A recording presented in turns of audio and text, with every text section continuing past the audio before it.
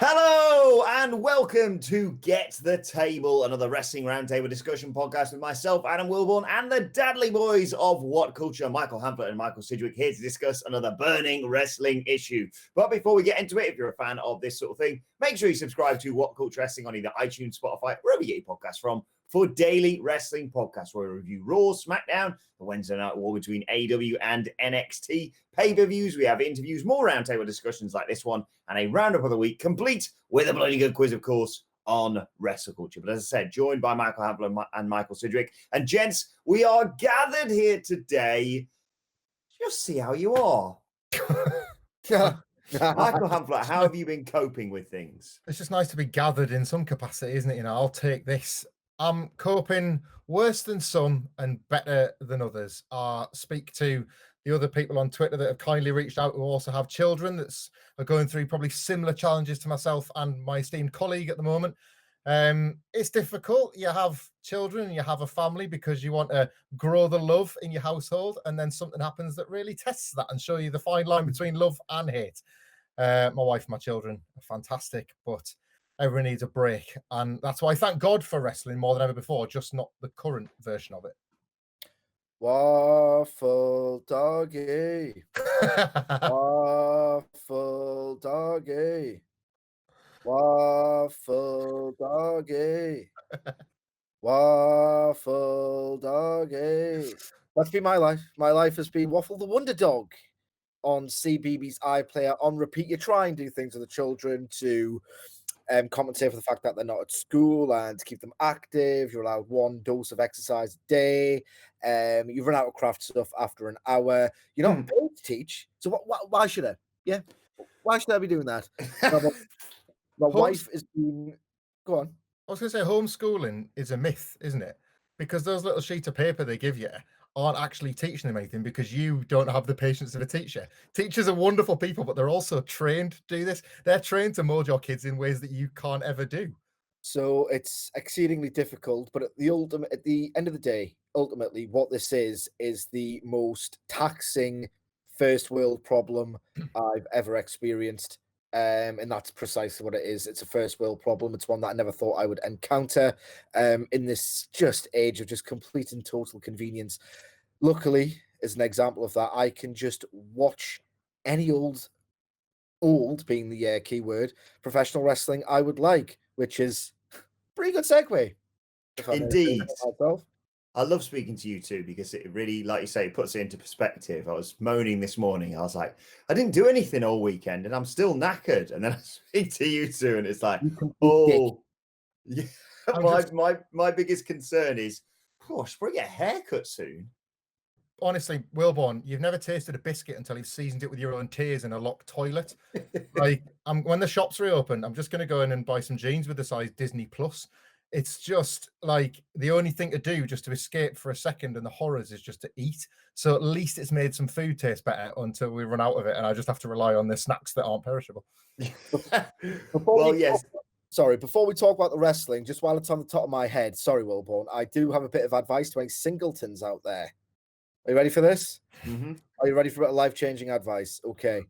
Don't want to get too disgusting about it into too much depth, but, you know, if you're single and you're about to meet a potential significant other once everything calms down and we're allowed to gather again socially, if I have one bit of advice to you, it is, regardless of your toilet habits, just regardless, put them to one side, you might be quick and efficient.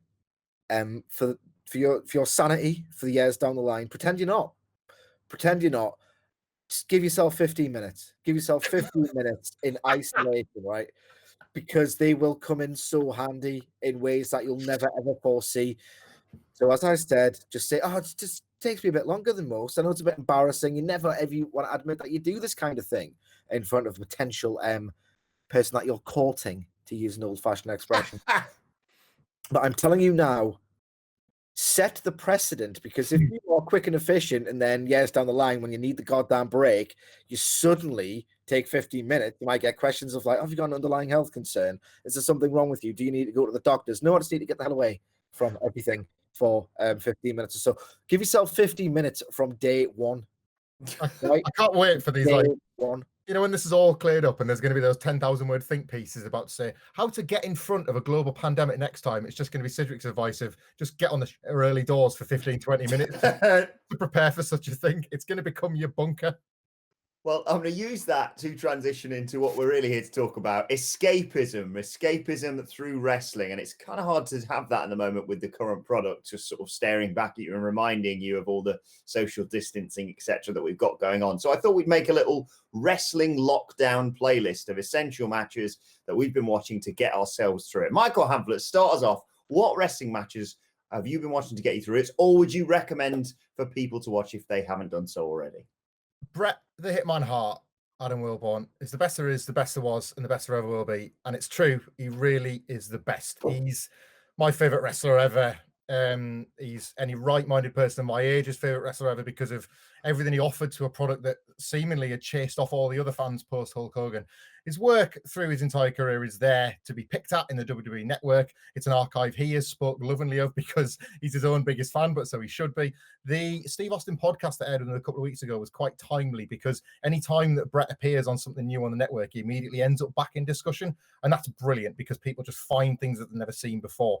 I'm not just saying this because he said it in our podcast, but Adam Nicholas told me that he'd watched Bret versus Steve Austin for the very first time from WrestleMania 13. And with it being WrestleMania season, that kind of led into a longer discussion about how the entire build to that match is worthy, pretty much from Bret coming back from Survivor Series in 1996. So if you look at that 6-month span that leads to that incredible double turn, it's wrestling magic, but it's not done in the course of one evening. The trick is very gradually played from November through to April. Every single week on Raw, they only had an hour to use, but they just used their time better. Every pay-per-view match carries so much more weight and significance because Bret Hart had been missing. Whilst I could and would recommend you to watch absolutely anything from his back catalogue, if you find in that period any single match or segment featuring Bret Hart and most likely Steve Austin as well, you will see the changing of the guard in pro wrestling. You will see the Monday Night Wars being won before they were actually being won. Their program was so significant and so important in just shifting how people viewed characters. It shifted how people viewed Steve Austin. And of course, he became the biggest babyface and the next Hulk Hogan. And all of that was done on a bedrock of Bret Hart's incredible wrestling. If it sounds dry, it's because Bret has sold it the same way. He's just such a perfect, clinically perfect professional wrestler. And I think this is as good a time as any to maybe learn a bit more about the stuff you might have been too young for or stuff you just might have missed first time around. Yeah, it's well worth going back and checking something like that out. What were your thoughts on it, Michael Sidgwick? Bret Hart? Bret Hart's the absolute boy. He's the absolute best. I have used this take so often that Sidgwick superfans will even get a little bit annoyed by my repetition here. But I don't know what it's like for a lot of our audience.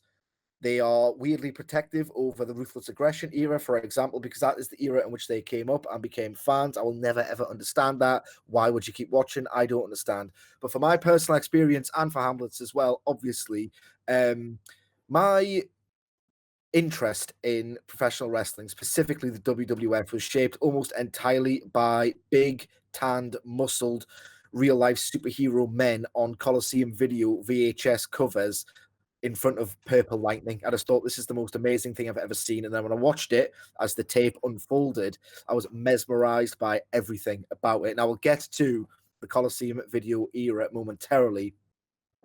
But as it pertains to Bret Hart, he was the guy who, after I watched enough Hogan matches to get the routine, after people told me it was fake, and then when you watch a Hogan match, you can't even argue with that because it's so obviously rote and formulaic and exaggerated and very simplistic and a little bit corny. You understand why people would mock you in the schoolyard if you watched it for a couple of years after everybody else did.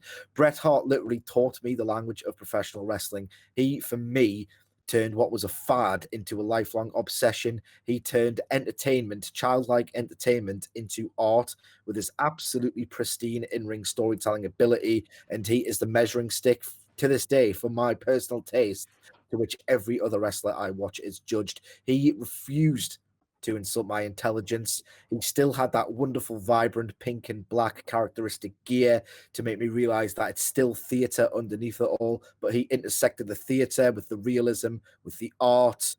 and I just love the man. He will be forever, forever in my debt.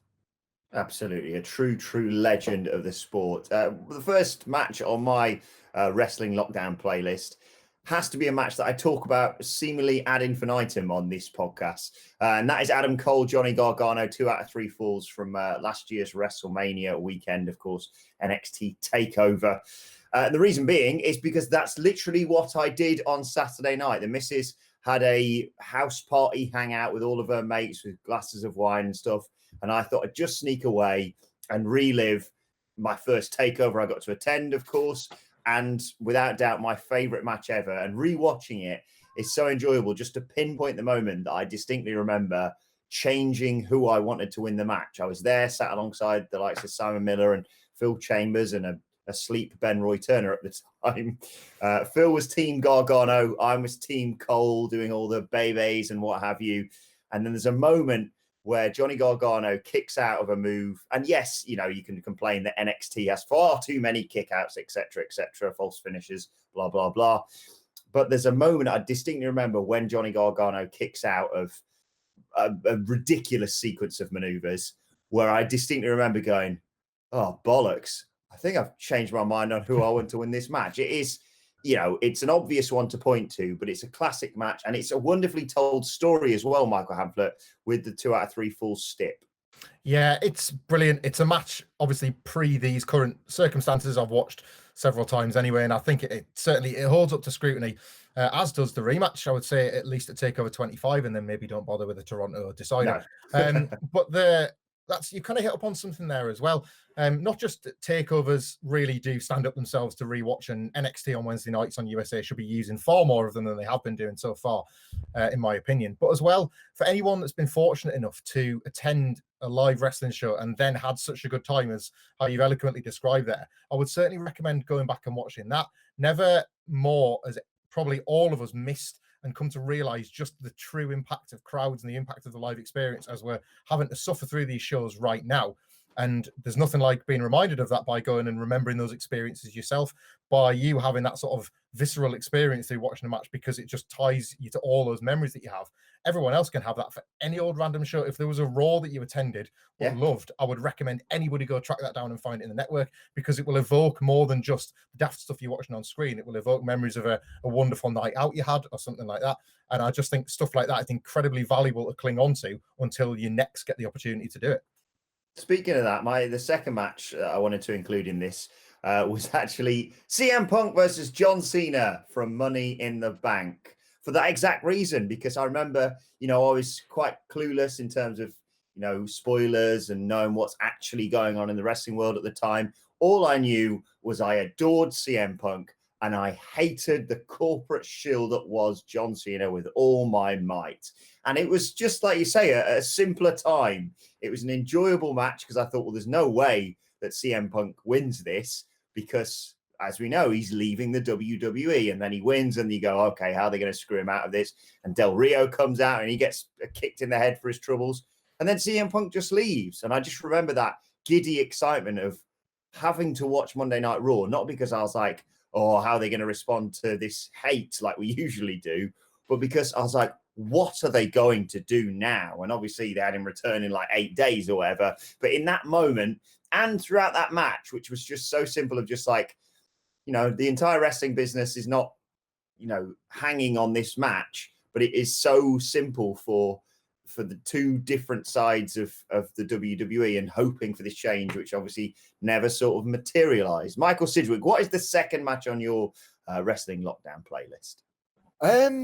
Right. I can't watch any wrestling that reminds me of modern pro wrestling, because that just reminds me what I'm missing.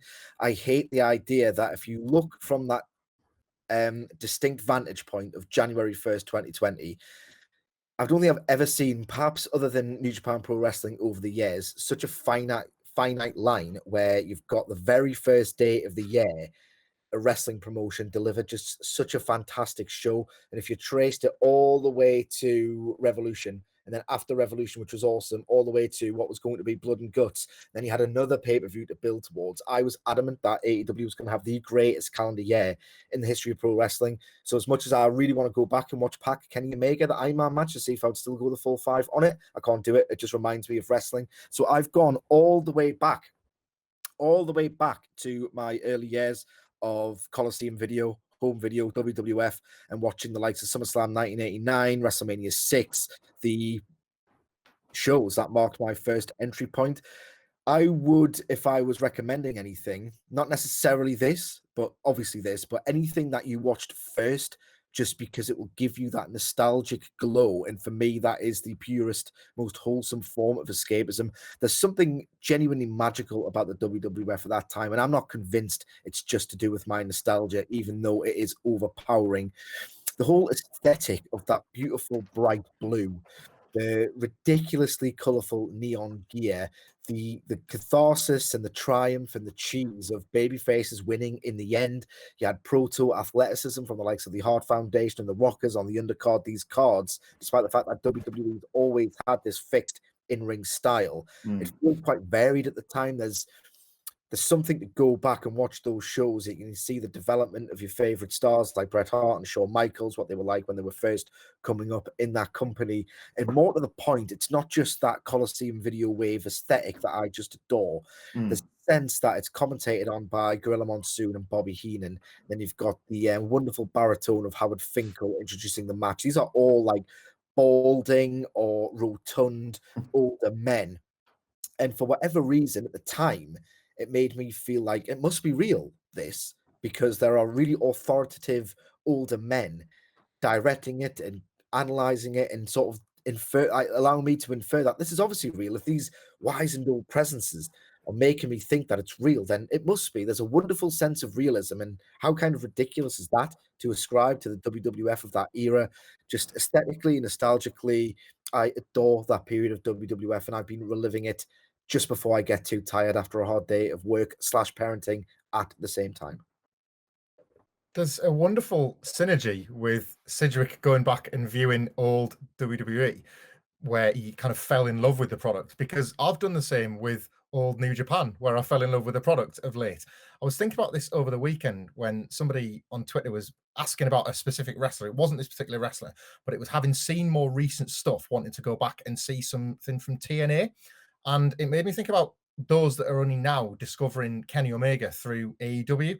And regardless of what you make of his journey, we are at the point where Omega is knocking out the matches that were expected of him from the very beginning. So you would assume that those that are new to AEW and new to Omega are seeing what they've maybe heard about all those years.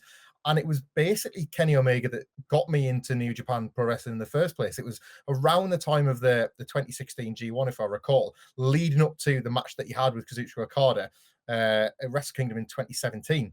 In fact, the first few days I started working at WhatCulture were when that match took place on television. And one of the first conversations I'd had with Michael Sidgwick would have been about avoiding the spoilers of that match so we could get home and talk about it. And then what a match to discuss the next day at work. Very much served as an icebreaker for me. And it seemed to serve as an icebreaker for a lot of people in New Japan's product at large. And indeed, this Kenny Omega that had become the most talked about wrestler in the world. And the more I've given that thought, whilst New Japan is sometimes quite impenetrable for not having all of the reasons that Sidgwick just described WWE had on the surface, it is in fact pretty easy to get into if you use the big events. And with time on your hands and New Japan World offering such a vast archive that is relatively easy accessible if you're at least searching wrestlers' names, you can find Omega's journey through the G1 2016. You can find every Omega Okada match and the stories that are self-contained in those matches, but then feed into the others in the series. And the 2017, 2018, and 2019 G1 climaxes will thus introduce you to the rest of the roster, will introduce you to the style of the work, will show you how Gedo's booking works, and will give you Wrestle Kingdom main events to get excited about if you choose to follow through. I've always appreciated how difficult it is to get into that product, because even when I was pig sick of WWE, I fell into the waiting arms of TNA that turned out to be a lobster claw rather than just going to New Japan like Sidgwick did and finding Hiroshi Tanahashi. So I do understand how challenging it can be sometimes to think, is this really worth the graft? But it absolutely is. You just sometimes need to make the time to do it. And There is an abundance of that for some people at the moment. I can't recommend that enough. And if Omega needs to be that kind of link between your current investment in AEW and a previous one in New Japan, I can't think of anyone better than him to tell that story. Let's not rule out TNA. It's well worth going back to watch the Queen Charmel, Jenna Maraska match. One more match I'm going to allow you each for this wrestling lockdown play. It's Michael Hamflett. What are you sticking on there? Well, TNA, actually, funnily enough. Kurt Angle is amazing. Of course he is. And a lot of his years were lost to the mainstream wrestling audience based on what TNA's numbers were at the time. A healthy million on Spike and then about 10,000 or so per pay-per-view are not WWE numbers. They're not really, in terms of representation, AEW's numbers now, because Twitter and social media wasn't such a thing. So it's hard to really gauge just how many people saw some of Kurt Angle's best moments in TNA.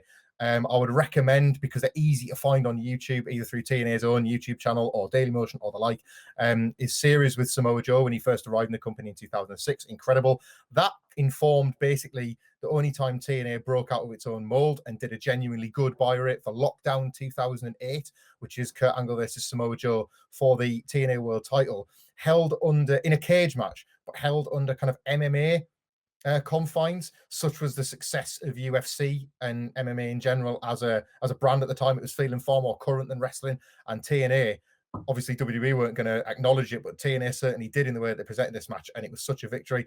But then Angle became a guy that could carry. He was, obviously, a lot of his work mirrored Shawn Michaels in the way that they were just able to be well established and weathered, but carry pretty much anybody to the best match you would like to see them in. Search Kurt Angle versus Jeff Jarrett, search Kurt Angle versus Abyss, search Kurt Angle versus pretty much anybody with TNA after the fact, and you'll see that whilst he may not have been having the best time personally, professionally, he was working at the exact elite level he was in WWE. Sid? For me, I've got two more. One of them is just a banter suggestion at the end I'll throw in.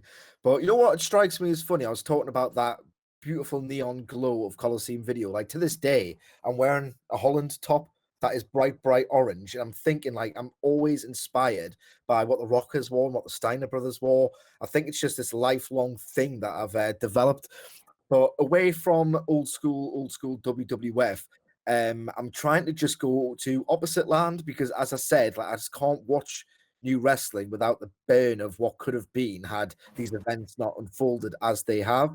And for that reason, I've been going way back also to the emergence of the King Road era of All Japan Pro Wrestling that started in 1989 and carried forward to the rest of the subsequent decade. There's a fantastic series on YouTube I would suggest everyone checks out called Walking the King's Road that analyzes this big overarching company journey throughout the decade. It's absolutely fantastic. So inspired by that, I've skipped ahead of what is covered on that series and watched Stan Hansen versus Kenta Kobashi from 1992. It is one of the greatest storytelling matches I've ever seen. And it doesn't really get heralded as much because the likes of Kobashi, Misawa, and Kawada sort of accelerated beyond that match in terms of critical reverie and acclaim. This match, Stan Hansen is exactly the kind of bloke I'm gravitating towards now, because he feels so removed from this modern style that almost pains me to watch. There's nothing particularly spectacular about his work. He can craft an amazing, ultra convincing match, but in terms of his ring style, he's such a phenomenally painful looking brawler, and he absolutely batters Kenta Kobashi, who was such a fantastic undying babyface. He pummels him. Kenta Kobashi takes so much abuse, but the story of the match centers on how Stan Hansen just steadfastly refuses to engage Kenta Kobashi in his new style. There's so many times when Kenta Kobashi tries an aerial, he just gets swatted out of midair. Stan Hansen's defiant. He wants to wrestle his match in his style in what's essentially a barroom to him. But over the course of the match, when Kenta Kobashi shows more and more this invokes something more out of Stan Hansen that betrays his character, which is such a perfect tacit way of getting Kabashi over, because it's him who starts to take to the skies a little bit. It's him who starts to try and dive through the ropes or leaves his feet in an attempt that if he can't beat him, he's going to have to join him on this style. Such a wonderful intergeneration clash. I would recommend everyone check it out. And I would also recommend that everyone check out, there's a guy who I believe Michael Hamflett either knows in a sort of a quasi real life. I don't know if it's just electronically or socially as well, but he's a fantastic follow on YouTube. I forget his precise @ but he goes by the name of Ian. It's at Andrew Dice Clay, because he's also an Andrew Dice Clay fan. All right, okay, that's but he's called, is that just his username or is that his @ I think That's his Twitter handle, yeah. Yeah. Oh, if we'll search for Andrew Dice Clay, he's also got a YouTube channel and it's called No More Hide the Ball. There's no spaces in there. No More Hide the Ball.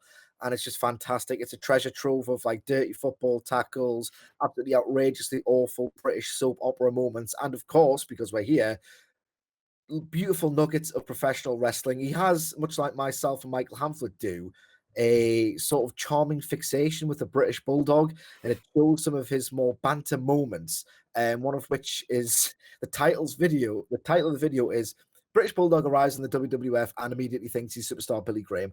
And it's so fantastic because my idea of the British Bulldog forged over time is a guy who was a complete powerhouse, tasked with the correct opponents. He could level up physically and in terms of a storyteller, but he was kind of a flustered promo. He's never the most eloquent or slick of promo men, and yet in this really bizarre time capsule of a promo, he decides to just think, oh well, I'm in the Fed, so let's just borrow and rip off someone who was popular in the Fed, and then he just does this amazing, absolutely inexplicable superstar Billy Graham promo in which he threatens to his opponent, I'm gonna make your back crack, your liver quiver, and your knees freeze.